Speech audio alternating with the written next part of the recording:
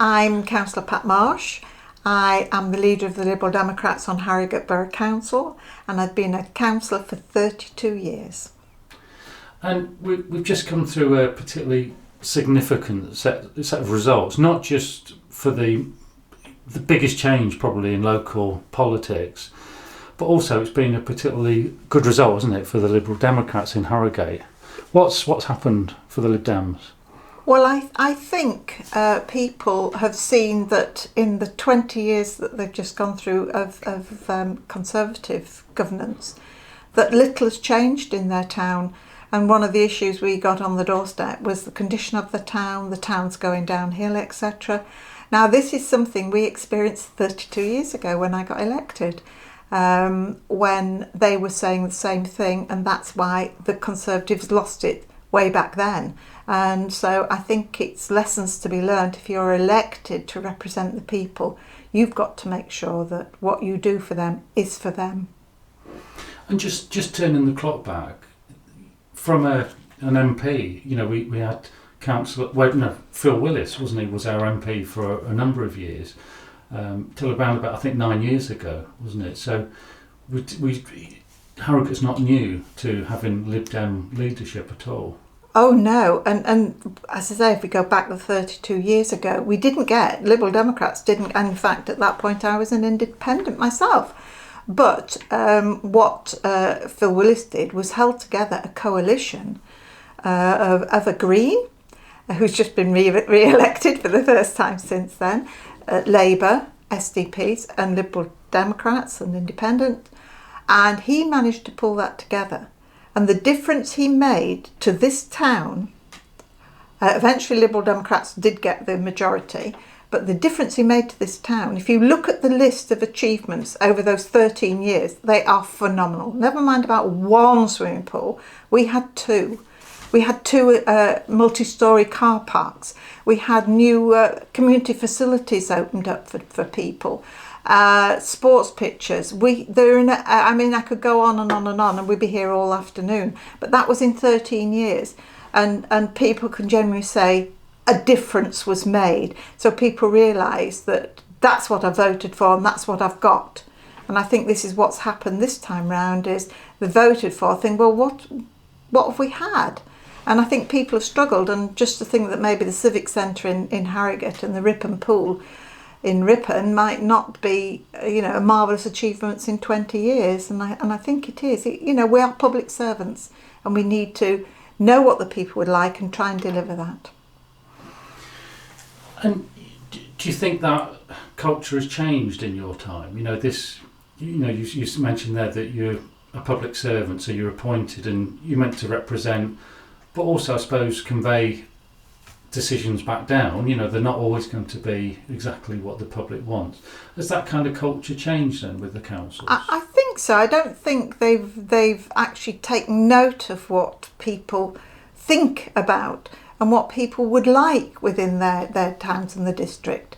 And I think it is about sort of, we have to listen. I mean, they put us in those roles because we're the voice in the council chamber, and the officers are paid for by these people. So we are all public servants, and if we don't understand, then we start to ask, what is it you would like? What is it you want? It's not about sitting there thinking, oh, well, Pat Marsh knows it all. Pat Marsh doesn't know it all. She experiences a certain amount and her family experiences a certain amount, but we might miss a whole lot more.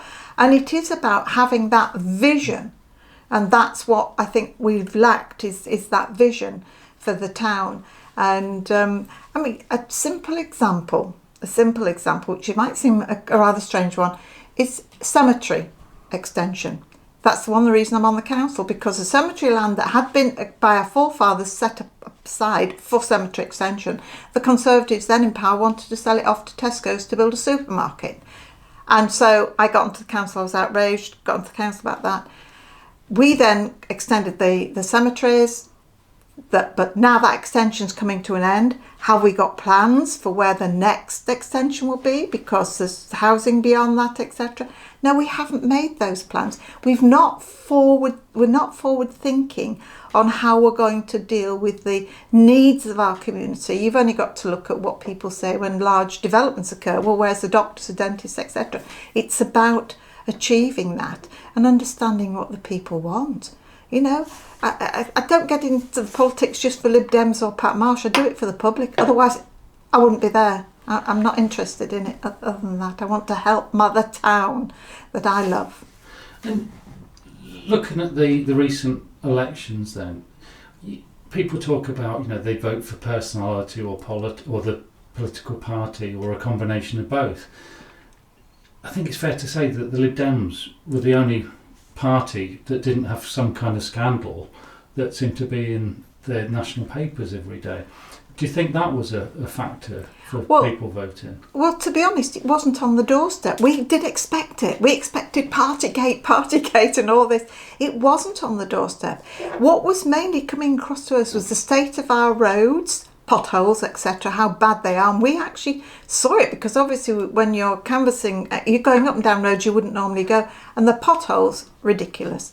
The cleanliness of our town and our streets, those were the issues, and the fact that they genuinely feel their town's going downhill. So those were the issues that were raised on the doorstep. It wasn't about, oh, look at them partying as we expected. It just wasn't there. To just coming back then to the results. So this is so that people fully understand. It's a vote to be on the new unitary council for a year in kind of parallel with Harrogate Borough Council, and then on top of that it'll be a 4 years in position with the new county council. Yes. And some of the ward areas have changed, so it's a little bit difficult to compare like for like in some areas.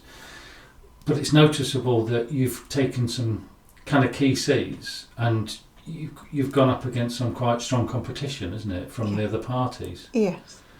Have you kind of a feel for? Do you know how many seats have you taken in what was the Harrogate district? We've got 12. Which means we had our first group meeting up at county yesterday. Well, there's normally 2 sitting round the table. We had to have a much larger room. And actually, breaking news is we are a Liberal group. There's one Liberal lady who's now joined the group up at county. So we have got 13 seats up at the county council. And so our voice will be heard a lot more than it has been for many, many years, because, and I get criticised for saying this, but when you're on the council, when there's only 8 of you and there's 20 Conservatives, your voice is so minimal. You can shout all you want, but 20 hands are going to go up against you all the time. And the same happened at county. Well, even though they've still got the majority at county, there's still a large amount now of different voices up there. And I think it will make such a difference to how things are beginning to roll out. And it is hearing about that different voice. It isn't just about the one voice that has been heard. And in this next year, I know it's kind of work in progress. This will be the year that we'll be forming how that new council will fit together and function. Yeah. So as you say, you're not quite the majority party. No. What involvement will you have? You know, as the Lib Dems informing how it will actually look.